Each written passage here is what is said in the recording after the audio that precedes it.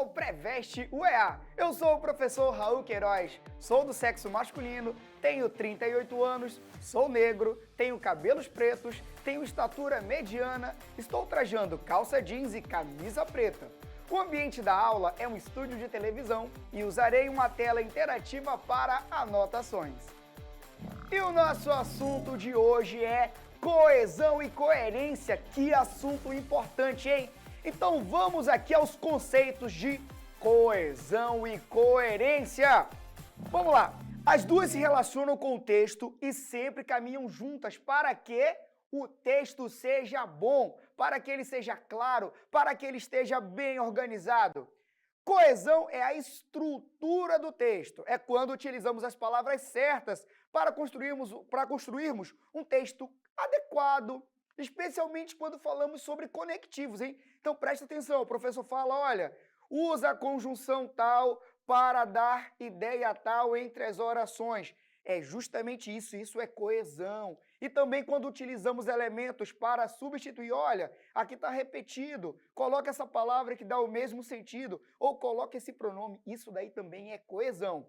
Tá? Então nós utilizamos para que o texto fique enxuto, para que o texto fique objetivo, para que as ideias fiquem claras, para que o leitor entenda perfeitamente qual é a mensagem do seu enunciado.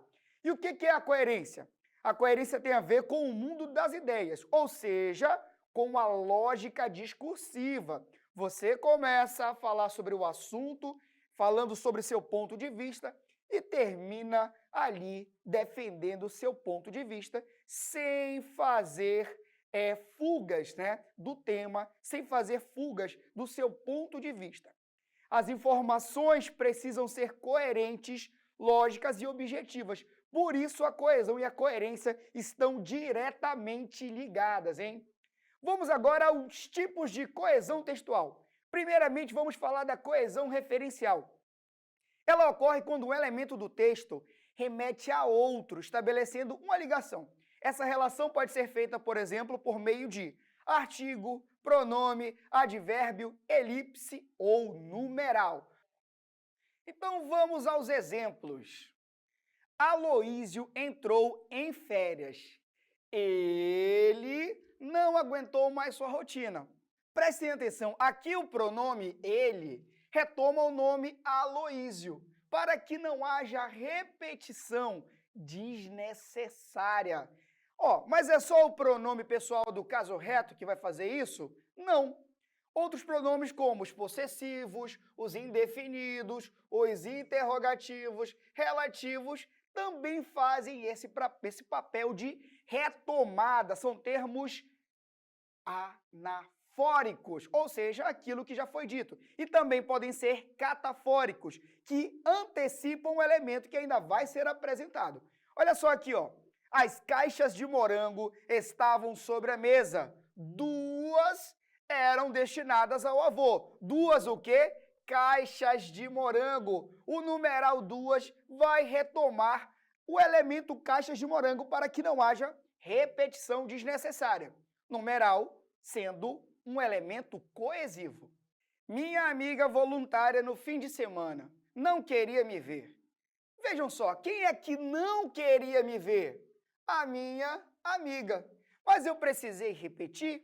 Não, não precisei. Eu tenho o que nós chamamos de elipse. A elipse torna, então, o meu sujeito elíptico, também conhecido como oculto, desinencial ou implícito, também chamado de subentendido.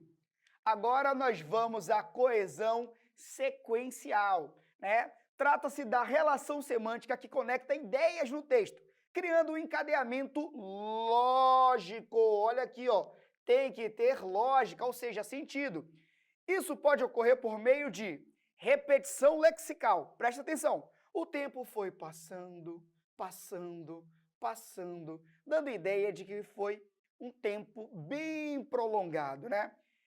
Temos a repetição de estruturas sintáticas aqui, ó. O menino pediu jogos, a menina pediu um celular, o avô pediu descanso. Nós temos aqui, ó, sujeito, verbo transitivo, direto e objeto direto. Isso se repete em todas as orações aqui, em todos esses períodos. Sujeito, verbo transitivo direto, mais objeto direto. Temos a paráfrase, ou seja, falar a mesma coisa, só que com outras palavras ou numa ordem diferente. Não se pode aceitar o uso ilegal dessa tecnologia, ou seja, é necessário criar leis. Tá? Criar leis, ou seja, criar leis porque não se pode aceitar o uso ilegal. Criar leis que a regulem. Conexão por conjunções ou locuções. Essa daqui é muito famosa e exigida em várias provas e concursos, tá? Então, olha só. Se comprarmos um apartamento, teremos mais segurança. O se aqui, nesse caso, indica uma condição, uma oração adverbial condicional. Elias chorou porque o filme era triste. Por que o filme era triste? Essa conjunção indica causa para essa oração. Oração subordinada adverbial causal. Ela quis sair, então colocou seu melhor vestido. Nós temos aqui uma conjunção coordenativa indicando conclusão. Temos, então, uma oração coordenada sindética conclusiva. Quando a música tocar, saiba que é para você. Quando é uma conjunção adverbial temporal. Logo, nós temos uma oração subordinada adverbial temporal. Vejam só como elas, indicam alguma circunstância para a oração anterior, mesmo quando ela é coordenativa, nesse caso, da ideia de consequência. Essa letra linda aí para vocês. Então, esse então, ele é conclusivo. Toda conclusão é uma consequência, só que coordenada, tá bom?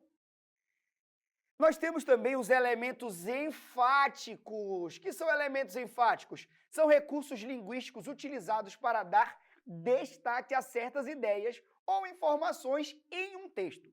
Entre os elementos enfáticos estão a entoação, ou seja, a forma de se expressar, o uso de adjetivos e advérbios, frases adverbiais, paradoxos ou justaposições, ou seja, um do lado do outro. Prestem atenção em alguns exemplos aqui. Ó. O Rafael já comeu do bolo de chocolate.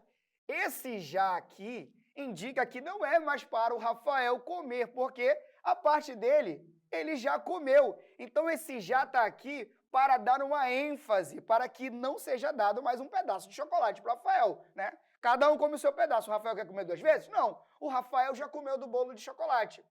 Essa torta está terrivelmente gostosa. Terrível é negativo. Gostosa é positivo. Quando algo está terrivelmente gostoso, eu tenho aqui um paradoxo. Ou seja, ideias opostas que se juntam para criar um único sentido. Isso também é elemento enfático. E agora nós vamos à nossa primeira questão. Tem um texto aqui que é o texto Diálogo das Notas, de Carlos Drummond de Andrade. Não precisamos ler o texto todo, porque a parte que nos interessa está aqui na questão.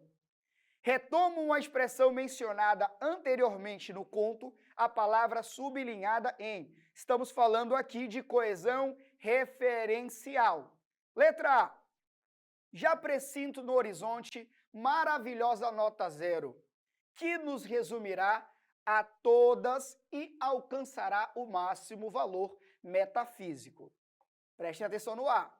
Quando chegar minha vez de andar por aí, receia a nota de 5.000, quanto valerão meus 5.000? Anunciaram para breve a sua entrada em circulação e já passavam muitos sóis sem que a retirassem do almoxarifado. Prestem atenção nesses ais. Até que um dia o homem se cansará de escrever no papel grandezas que são insignificâncias e passará a escrever insignificâncias que valham grandezas.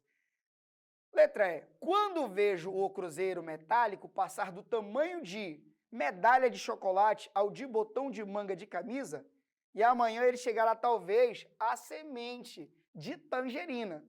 Sinto que meu futuro não será nada fagueiro.